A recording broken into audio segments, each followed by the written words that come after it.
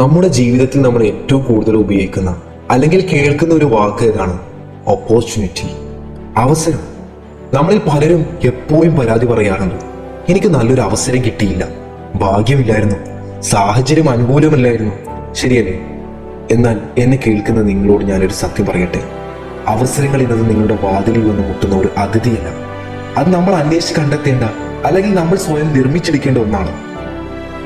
ഒരു വിത്ത് മണ്ണിൽ വെറുതെ ഇരുന്നാൽ അത് മരമാകില്ല.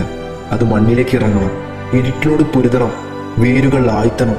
എങ്കിൽ മാത്രമേ അതിന് സൂര്യപ്രകാശം എന്ന അവസരത്തെ തൊടാൻ കഴിയൂ. നമ്മളും ആ വിത്തിനെ പോലെ പുറത്തേക്ക് ഇറങ്ങേണ്ടതുണ്ട്. എന്തുകൊണ്ടാണ് നമ്മൾ പലരും അവസരങ്ങൾ തേടി ഇറങ്ങാത്തത്? കാരണം നമ്മൾ നമ്മുടെ കംഫർട്ട് സോണിൽ സുരക്ഷിതരാണ്. മാറാൻ നമുക്ക് ഭയമാണ്. തോറ്റുപോയാൽ ആളുകൾ എന്ത് പറയും എന്ന ചിന്തയാണ് നമ്മുടെ ഏറ്റവും വലിയ ശത്രു. ചിലർ കാത്തിരിക്കും, തീരത്തിരുന്ന് കടലിലെ തിരമാലകൾ അടങ്ങാൻ കാത്തിരിക്കുന്നവനെ പോലെ. തിരകൾ ഒരിക്കലും അടങ്ങില്ല സുഹൃത്തുക്കളെ.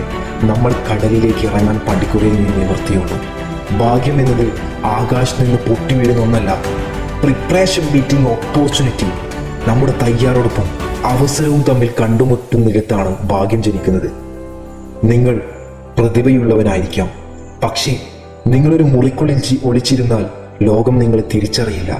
അവസരങ്ങൾ തേടിയിറങ്ങുക എന്നാൽ നിങ്ങളെ തന്നെ ലോകത്തിന് മുന്നിൽ പ്രകടിപ്പിക്കുക എന്നതാണ് അർത്ഥം. നമുക്ക് ചുറ്റുമുള്ള വലിയ വിജയങ്ങളിലേക്കൊന്ന് നോക്കൂ. KFCയുടെ സ്ഥാപകൻ കെനൽ സാൻഡേഴ്സ്. തന്റെ 65-ാം വയസ്സിലാണ് അദ്ദേഹം തന്റെ ചിക്കൻ റെസിപ്പിയുമായി അവസരങ്ങൾ തേടിയിറങ്ങിയത്. 1000-ത്തിലധികം തവണ അദ്ദേഹം നിരസിക്കപ്പെട്ടു. പക്ഷേ അദ്ദേഹം നിർത്തിയില്ല. അവസരങ്ങൾ അദ്ദേഹത്തെ തേടി വന്നതല്ല, അദ്ദേഹം ലോകത്തെ കൊണ്ട് അംഗീകരിപ്പിച്ചതാണ്. നമ്മുടെ സ്വന്തം വിക്രം സാരാഭായ് അല്ലെങ്കിൽ APJ അബ്ദുൽ കലാം ഇന്ത്യക്ക് ബഹിരാകാശ രംഗത്ത് ഒരു പാരമ്പര്യവും ഇല്ലാതിരുന്ന കാലത്താണ് അവരൊരു സ്വപ്നം കണ്ടത്. വിഭവങ്ങളുടെ കുറവല്ല, ലക്ഷ്യബോധമുള്ള മനസ്സിന്റെ കരുത്താണ് അവരെ നയിച്ചത്. അതുകൊണ്ട് സാഹചര്യങ്ങളെ കുറ്റപ്പെടുത്തുന്നത് നിർത്തുക. ഉള്ള സാഹചര്യങ്ങളിൽ നിന്ന് എങ്ങനെ പുതിയ വഴികൾ വെട്ടിത്തുറക്കാമെന്ന് ചിന്തിക്കുക. ശരി, നമ്മൾ അവസരങ്ങൾ തേടിയിറങ്ങണം എന്ന് മനസ്സിലാക്കി. പക്ഷേ എങ്ങനെ? അതിന് കൃത്യമായ 4 വഴികളുണ്ട്. Number 1, skill up. ലോകം മാറിക്കൊണ്ടിരിക്കുകയാണ്. പുതിയ സാങ്കേതിക വിദ്യകളും അറിവുകളും നിരന്തരം പഠിക്കുക. നിങ്ങൾ അപ്ഡേറ്റ് ആകണം, അല്ലെങ്കിൽ നിങ്ങൾ അപ്ഡേറ്റ് ആകും. Second, networking. ബന്ധങ്ങൾ സ്ഥാപിക്കുകയാണ്. ആളുകളുമായി സംസാരിക്കുക, നല്ല സുഹൃത്തുക്കളെയും മെന്റർമാരെയും കണ്ടെത്തുക. പലപ്പോഴും വലിയ അവസരങ്ങൾ വരുന്നത് മനുഷ്യരിലൂടെയാണ്.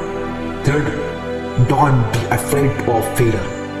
നിങ്ങൾ ഒരു അവസരം തേടി പോകുമ്പോൾ ചിലപ്പോൾ നോ എന്ന മറുപടിയാകും ലഭിക്കുക. ഓർക്കുക, നോ എന്നാൽ നെക്സ്റ്റ് ഓപ്പർച്യൂണിറ്റി എന്നാണ്. Number 4, start without waiting. ഒരു പെർഫെക്റ്റ് സമയത്തിന് വേണ്ടി കാത്തിരിക്കരുത്. ഉള്ള അറിവ് വെച്ച് ഇന്ന് ഈ നിമിഷം നിങ്ങൾ തുടങ്ങുക. നിങ്ങളുടെ കയ്യിൽ ഒരു മികച്ച ആശയമുണ്ടോ? നടന്നുപോയി ആളുകളോട് പറയുക. നിങ്ങൾക്കൊരു ജോലി വേണോ? കമ്പനികളുടെ വാതിൽ മുട്ടുക. നിശബ്ദരായിരുന്നാൽ നിങ്ങളുടെ ശബ്ദം ആരും കേൾക്കില്ല. സുഹൃത്തുക്കളെ, ജീവിതം ഒരു തവണ മാത്രമേ ഉള്ളൂ. അത് പരാതികൾ പറഞ്ഞ് തീർക്കാനുള്ളതല്ല. നമ്മൾ ജനിച്ച സാഹചര്യം നമ്മുടെ തെറ്റല്ലായിരിക്കാം, പക്ഷേ നമ്മൾ മരിക്കുന്ന സാഹചര്യം നമ്മുടെ മാത്രം ഉത്തരവാദിത്തമാണ്.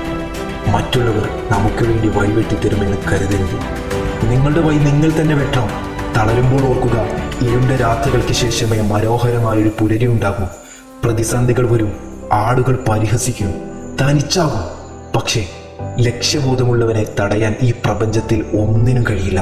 സ്റ്റാൻഡപ്പ്, എഴുന്നേൽക്കൂ, ലക്ഷ്യത്തിലേക്ക് നടന്നു തുടങ്ങൂ.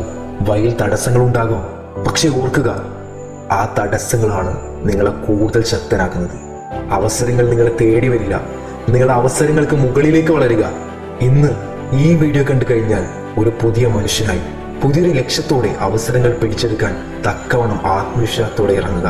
Stay strong, stay inspired, spark mind.